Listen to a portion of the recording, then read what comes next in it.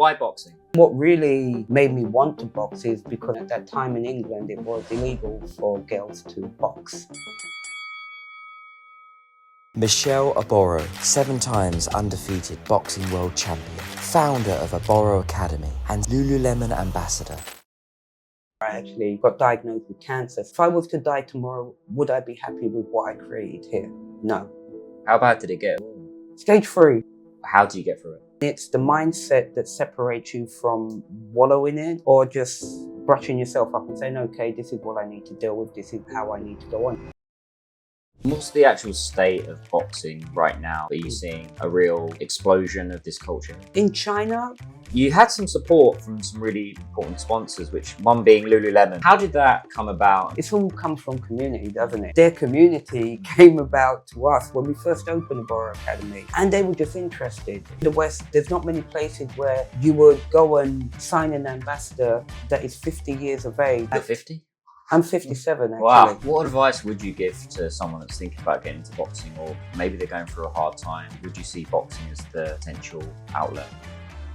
I tell them to come along. I come from humble beginnings, but I was able to sit at tables of any corporate and deal with situations because of boxing. It can do so much for you. Final question, for people that do struggle, what would you say is one thing they could do, apart from just the obvious going to bed earlier, that they can do just to get into that routine? We're born, we die. It's very simple. It's what you do in between that really matters. Congratulations, Panda Profits gang. We've made some progress. 81% of people that watch the podcast are not subscribed, down from 83%. Our goal is 75%. If you like this channel, please subscribe. It helps the channel a lot. The bigger the channel, the bigger the guests. Thank you. Enjoy the episode. Michele, why boxing?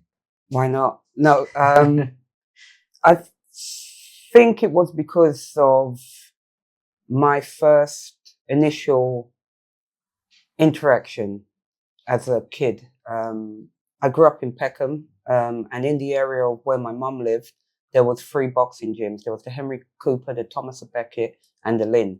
And I went into the Lynn. I was about 9 years of age, and I went in there, and it kind of blew me away. And it wasn't the so much the violent aspect, but it was the way that these guys were not being hit that I was like, wow, how can they read each other's minds? And so I got kind of pulled into boxing in that way. And then what really made me want to box is because I asked the trainer if I could train. And at that time in England, it was illegal for girls to box. It was only legalized in 1998 that women could have a professional boxing license in England. Really, that late? Yeah. Your roots are in Beckham. It's interesting because my grandfather, my family actually from Beckham, and he grew up in the Blitz, playing in all the shrapnel. And do you feel that that kind of environment as well, growing up in that part of London, did that instill some sort of fire into you going forward into life? So I think growing up in Beckham, basically, if you look at a lot of good athletes in the world, they come from, I wouldn't say like impoverished backgrounds, but they've had to struggle. And so I think a little bit of pressure on somebody brings out the best in them. I remember my coach would always say, how are diamonds formed? It's pressure, pressure, pressure, pressure, pressure. And you get this beautiful piece of rock at the end of it. And he would say, you know, this is what I do with you guys. I put pressure on you. And at the end of the day, you're able to deal with things and handle things and come out and be able to execute what we need to do in the ring. And so I do believe that having a little bit of hardship, what do they say? Hard times creates strong people. Easy times creates weak people. So I do believe that there's something to be said about that. But we don't have to all be like, you know, living in hell to be strong-minded. Yeah, boxing is quite an inexpensive sport as well. I think that's what my boxing coach says. He says that actually a lot of it's a kind of a working class sport, right? And you mentioned also about the working out what the boxers are thinking. It's a great sport for mental strength as well, because you're also thinking about strategy. Okay, where am I going to hit, move? So it's a really great sport, which I've taken up, and I went along to one of your events the other day, which was absolutely fantastic, which we'll talk about. I'm interested to know about Why Peckham to then China?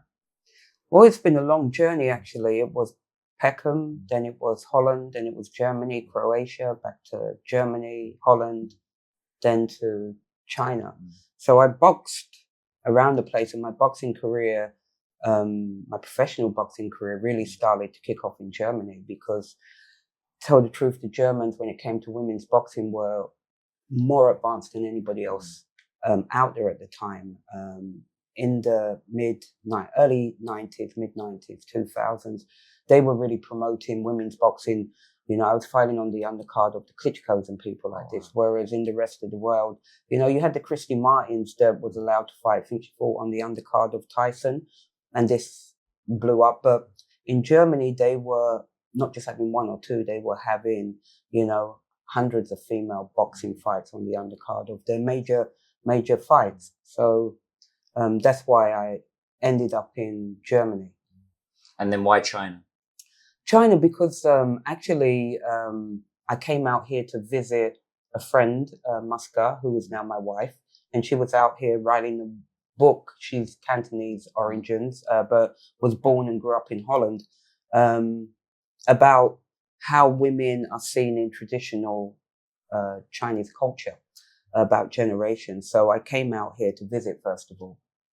And what's the actual state of boxing right now as far as trends, and also how many people are taking it up? Are you seeing a real explosion of this culture here? In China, I'll go on a kind of a worldwide base. You know, if you look at it, in the West, loads of women in boxing. You know, if you look at it, it's in the Olympics now. You've got the World Championships, the European Championships. Then when you go pro, you've got the likes of Hearns. You know, he's got filers, Top Rank, who said they'd never had women boxers. They've got boxers, you know. So the whole idea of women's boxing has changed because people realize, you know, they're promoters. It's about, can I make money? And so they realize they can make money from women's boxing and it sells. So everybody's pulling women's boxing on. In China, it's growing. When I look at it, because now I'm not so much involved in pro boxing in China. I have a commercial gym, so I'm more aligned with commercial boxing, and more women are taking up boxing. I think it's that whole thing of when that Victoria's Secret model started jumping around and boxing. It's great for boxing. You know, for me, anything that shines a good light or a bad light, but if you put that bad light into a good light on boxing, I think it's great. So more women are coming into boxing and not just thinking of it, of themselves getting punched in the face. They see it as a way of getting fit, and more people are understanding the intelligence it takes to be a good boxer. Yeah, I mean, selfishly, I've definitely utilized those skills probably that I've learned in boxing into my own life, business decisions, being strategic. You mentioned about your commercial gym, which I think is really great. So what has been the journey? How did you build Aboro Academy into what it is today? So when I first arrived here, I didn't have a plan. I thought I'd just come here and open up a gym. I basically arrived and I found a gym that was close to the house that we were living in then. And I started kind of renting hours from there and teaching in a gym called The Hook, which was one of the first local gyms here. When was this? This was back in 2012. Wow, early days, golden period. Yeah, and so, but then these kids started coming around, like, and watching me, because I would train myself, and then some would come around and they realized that I had some boxing skills. And so I started training some of them. And then I bumped into one of the guys that originally opened up Golden Gloves. And the same thing, I said, can I come and train? I didn't really say who I was or where I came from or what I'd done. I just wanted to do some training, find somebody to train with. So they saw and they was like, oh, you know a bit more about boxing than what you're letting on. So I told them about my history and my past. And we talked a little bit. But one of the main characters that I walked into was a guy called Paul Clement. Another English guy, yeah. And I trained with him for a long time. I have nothing but the utmost respect and love for this man. He's what I believe boxing is about, you know. What's that? Salt of the earth, you know. A truest, it's about the boxing. It's not about, my gym's better than your gym and my people are going to beat yours. That's just a lot of cobwallop. It's about, showing people actually how it can change your outlook and your destiny in life, and taking the skills, what you learn in the gym or in the ring, and incorporating it into your everyday life. And that's what Paul does. And this is what I try to do with Aboro Academy. So anyway, moving on. So I met the people that first of all opened Golden Gloves, and then I think I was there 6 months, and then opened the Golden Gloves with them. So I didn't have a clue about what I was really walking into. But I must say, from that instance, people got to know me in Shanghai, and they got to know who I was. And really, the great thing was the community and the coaches. There were some great coaches. Chris Shong, Little Shong, was one of them that I really have the same thing, and his father too. He's my first coach. Chris. Great guy. And so these were the foundational coaches that were at Golden Gloves. But for me, the thing was, I could see where Golden Gloves was going, and I could see that's not where I wanted to go. In the time that I was there, I actually got diagnosed with cancer. So this led me to saying I don't want to carry on with with me being involved in Golden Gloves anymore. So that was really the thing that made me think, like, if I was to die tomorrow, would I be happy with what I created here? No. So that's when I decided to leave Golden Gloves. I'm really sorry to hear about the cancer. I think it's a horrible thing to happen, but you got through it. How do you get through it? I think as I said before, like Paul, what he teaches people, it's about that mindset. And, all of us go through adversities. All of us are going to hit a wall sometime in our life. And it's the mindset that separates you from wallowing in it or just brushing yourself up and saying, okay, this is what I need to deal with. This is how I need to go on. And I have great people around me. My wife, Muska, she's amazing.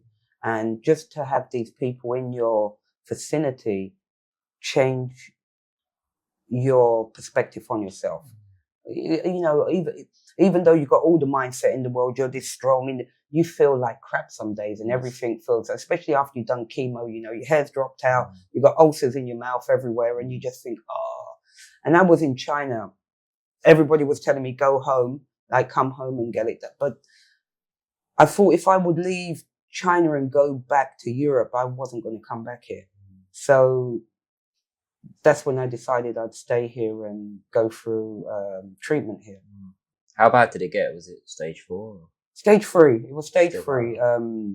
It was pretty bad. It had started to spread through my body, but they managed to actually operate. And so, well, it did come back. It came back in 2020. But the same thing, I had the operation. I had to have a double mastectomy done.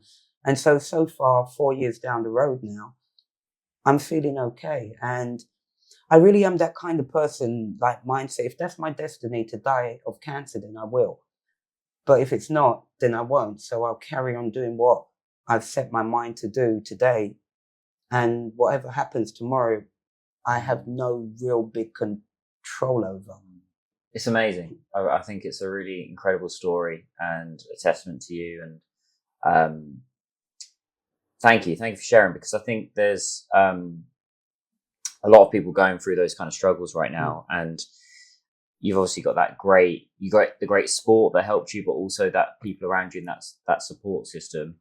And actually, I went to one of your events a couple of nights ago, which we can talk about, and that sense of bringing people together, community, inspiring people. I think you're an inspiration for everyone. So that's what I want to really dig into, is how have you been able to build that community?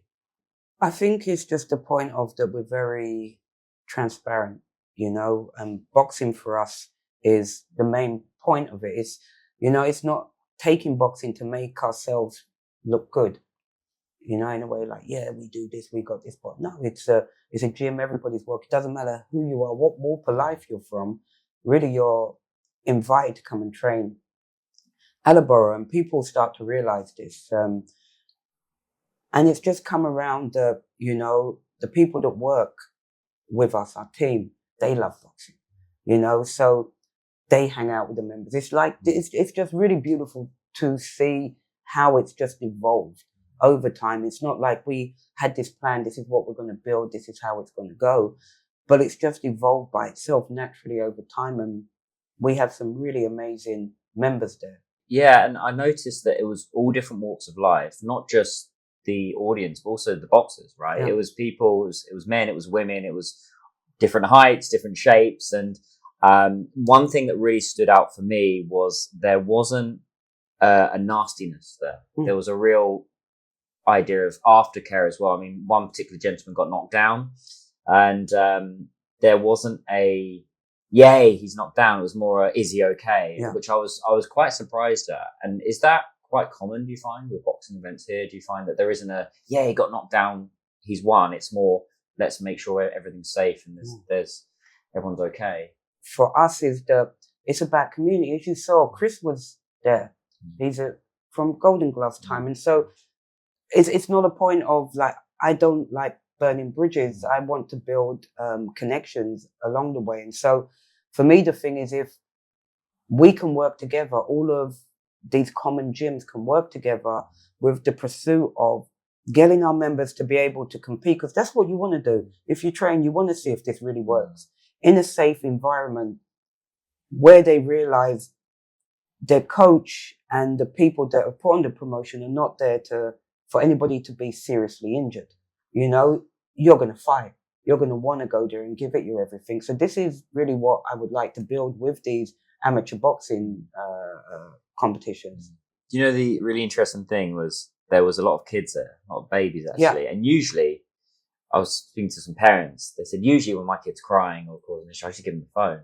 But these kids were glued. They were just, you know, left, right. It was really incredible to see that you can see the inspiration, the actual, the foundation that's being built. And a couple of them, I heard little kids saying, yeah, I want to do some boxing afterwards. I think it's getting them young as well, isn't it? And most definitely. Yeah, really building that foundation going We have at Aboro, we have kids classes. We've had all along, because I really do believe that, you know, inspiring kids through actually getting them in contact with their body rather than with an external thing like a device, what most of our kids are doing, it helps them in older years for them to be able to navigate, not just on a thing of being in contact with how to move their body, but socially, you know, because you see so many kids out there, they're so socially inadept, they can't even have a conversation with somebody else. And you're like, wow, what's going to happen to that kid when they get older? So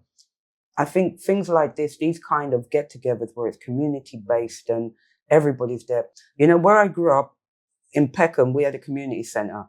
And everybody went to the community centre at the weekend. So all the families would go there. On the summer holidays, you would go away to, what's it called again? Give me some... Butlins or something like that? The seasides. Yeah. You'd go to Brighton or Skegness or one of these places, and you all go together. So, and there was this, then when you went back home, you're all a community. And so everybody kind of, even though people said, yeah, back in the day in Beckham, it was terrible, there was this, that, but there was community there as well. And that's what a lot of people overlook, because there were incidents that happened there. They forgot to look at this community of people that really watched out for each other. I, as a kid, I would come home from school, no problem. If my mum wasn't there, she was working, next door neighbor would open the door and say, hey, Michele, dinner's on the table. You know, and there was this kind of thing. And so for me, what I see in a boxing gym is this kind of community where people are there not just to, you know, you go and train. No, afterwards, if somebody's having a hard time or if somebody's celebrating something, you kind of all do it together.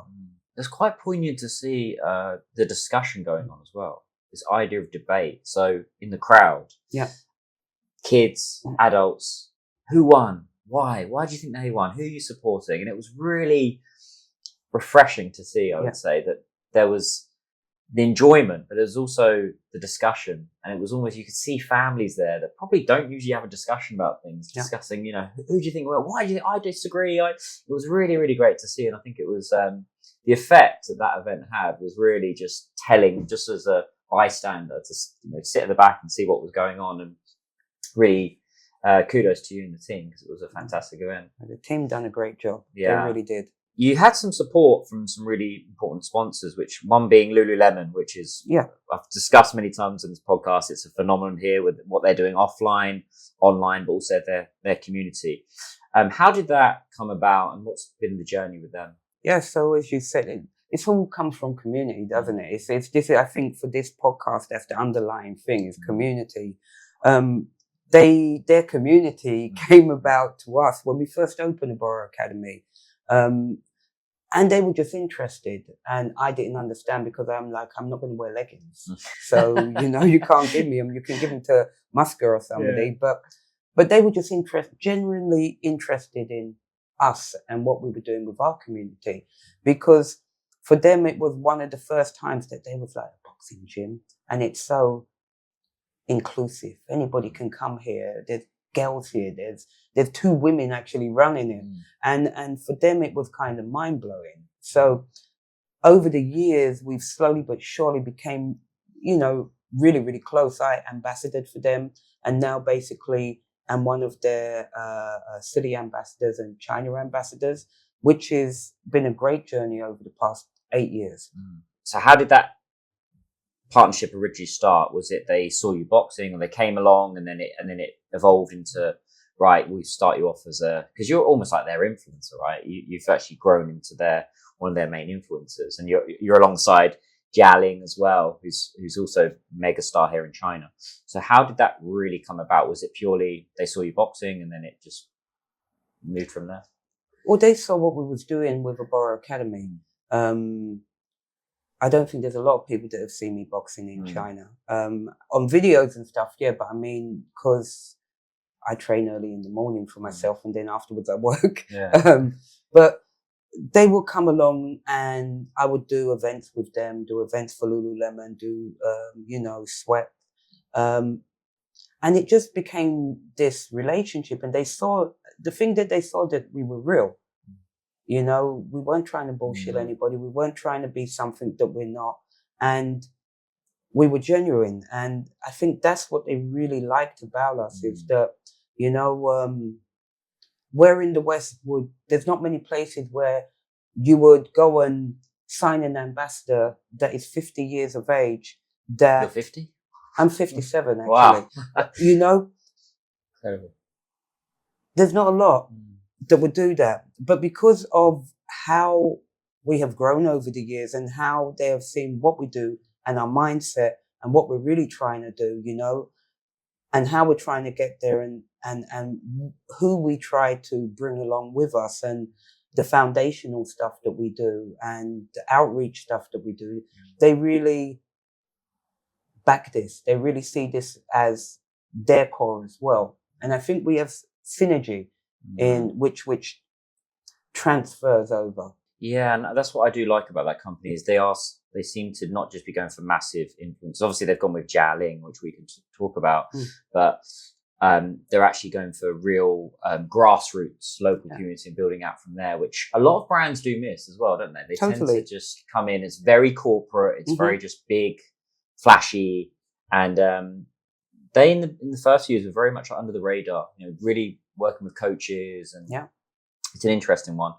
We've touched on Jialing and the movie Yolo. How was that? Because you've produced this advert recently with Lululemon, which was quite gritty, but also very much like inspirational. I want to go and buy the clothes. So how was that working with her, big megastar in China, and also producing content, right? I think she's done amazing things. Another inspirational person that shows people that, you take your destiny in your own hands and you shape it into what you want it to be. She produced this Yolo, the movie, but in that she redefined herself. So it's an inspirational human being. I think she's done really, really great things. And I think, her working with Lululemon, she can really take from this.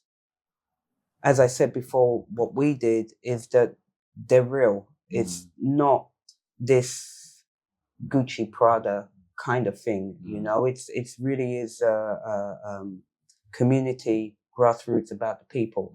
So, and I think she comes from that level as well. Just to give a bit of context on Yolo. So Yolo was a kind of fat to thin, success, failure to success story with Rocky influences. They got the Rocky theme. Yeah. But essentially, she is just a normal working class Chinese lady living at home, and then she becomes this kind of boxing phenomenon in the movie, and then she has a fight at the end, which is really, really great.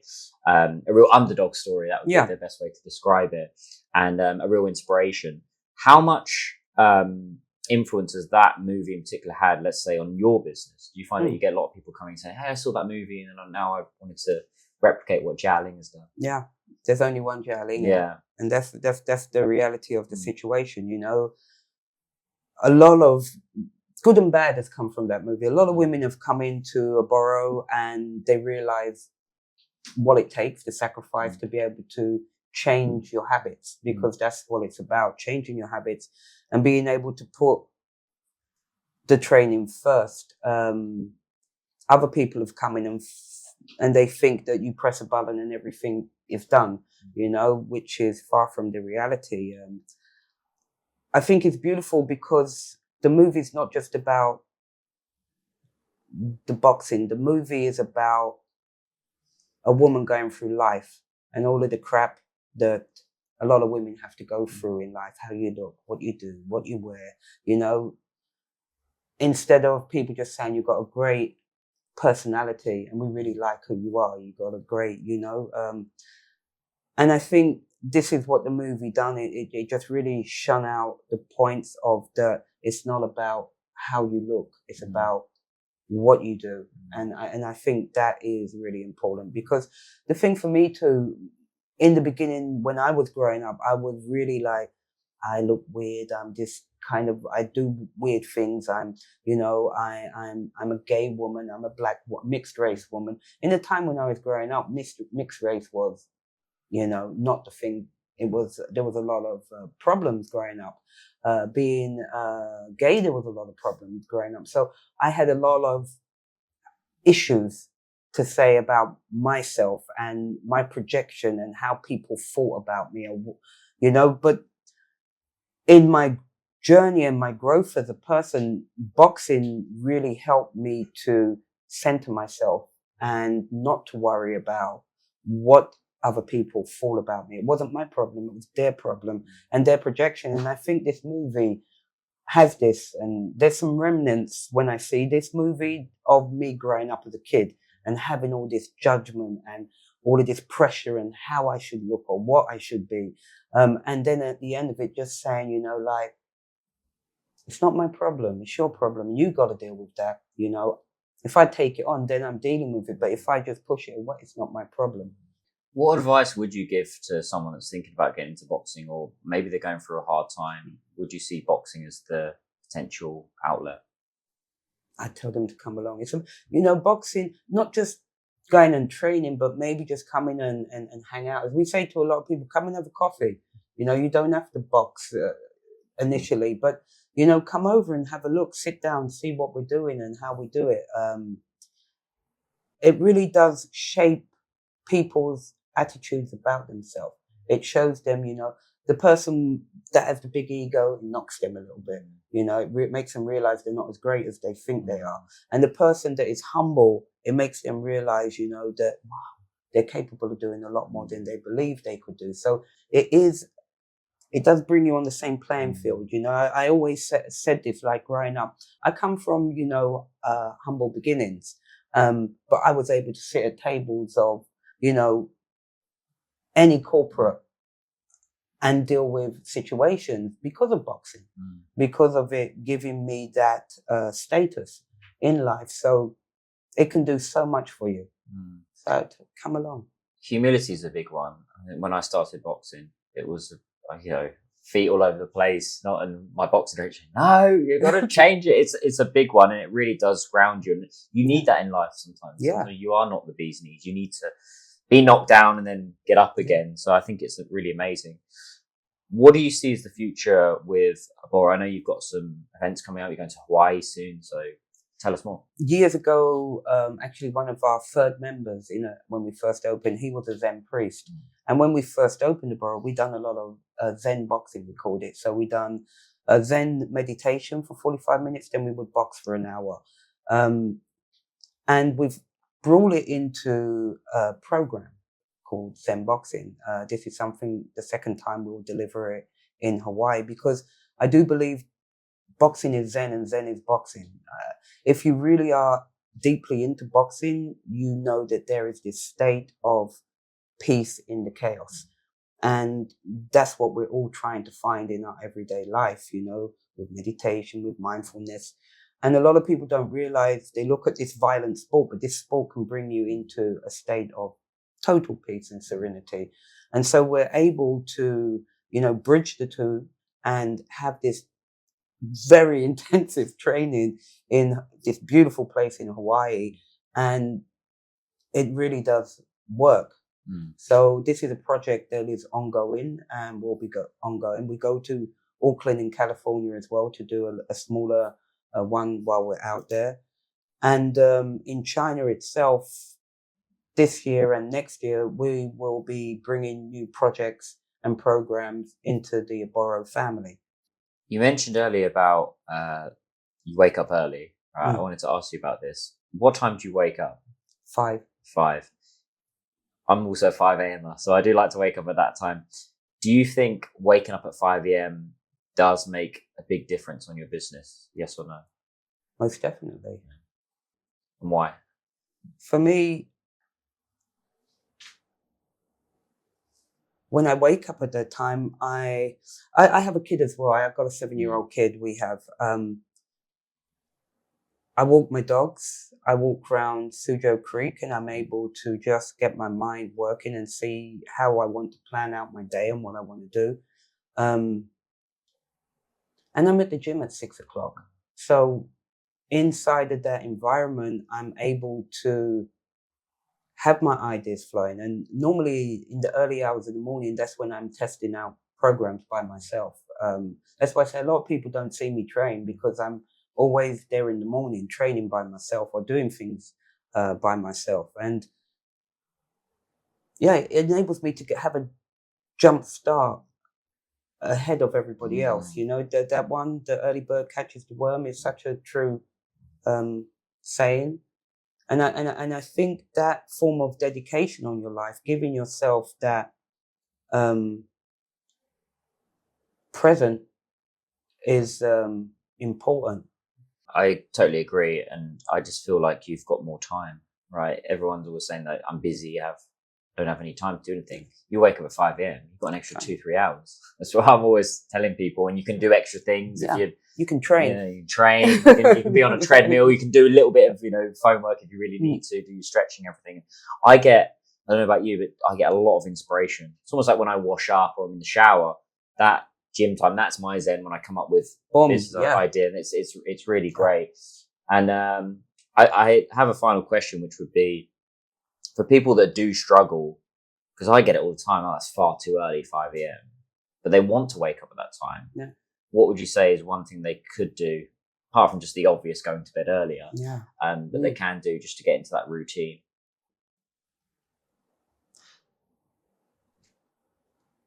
We're born, we die. It's very simple. It's what you do in between that really matters. And it's about the journey in life. We all know we're going to die. We're going to die one day. And so what we do in between that time defines who we are. And so you can sleep your time away, or you can do something. I think life is really simple, but we make it really complicated with all the things. And for me, the thing is that with my whole boxing career, because I've done kickboxing, I've done a lot of martial arts. As soon as I won my fight, like I'd win a world championship, the belt would go around my waist and I'd say, when's my next fight? The thing for me is that there's no time like the present. And the focus, if you don't have anything to focus on, your mind starts to go astray and it starts to think about all these other things. But if you've got a point in which you can focus on, be it a little thing, I think then they can go step by step by step to reaching their goal, like waking up early. What can I do? I wake up at 7. Okay, put the alarm at 6:30. Yeah, they get that down. okay, I wake up at 6:30 now. How can I put it down to 6 o'clock? You know, if you get these small victories over time, it's better than trying to get to that focus point, that end point, and not doing the journey. So for me, long story short, I cut it down, break it down, and try to do step by step by step to get to that 5 a.m. wake up. It's really stellar and inspirational what you're doing. And thank you so much. I really appreciate your time. I've learned so much. I think you're an inspiration to us all, especially me. If people do want to get in touch with you or find out more about Aboro, where can they get in touch with you? Come to Aboro Academy. Right. Just come along. Just come along. Come there. And if people wanted to just message you and just we've got official WeChat. We've got Aboro service that's on WeChat. They can always get in contact with any one of our team who's out there. But yeah, come over. You know, there's nothing like going to the place to see if you like it. You know, so I always say to people, you know, it's great messaging, but just come along and come in and have a look and see if you like the place. Yeah, don't put things off. I've certainly done that in the past. Even with boxing, my boxing coach, it was a few weeks and said, just come along. Then when I went along, it just changed my life. So I think it's just, you got to take that first step, like you said. But yeah, community, taking the first step. There's a lot of key takeaways from this. And thank you so much. Yeah, I really appreciate it. And if I missed any questions, guys, feel free to drop a comment in the comments below. Like, subscribe, and we'll see you next time. Take care. Bye-bye.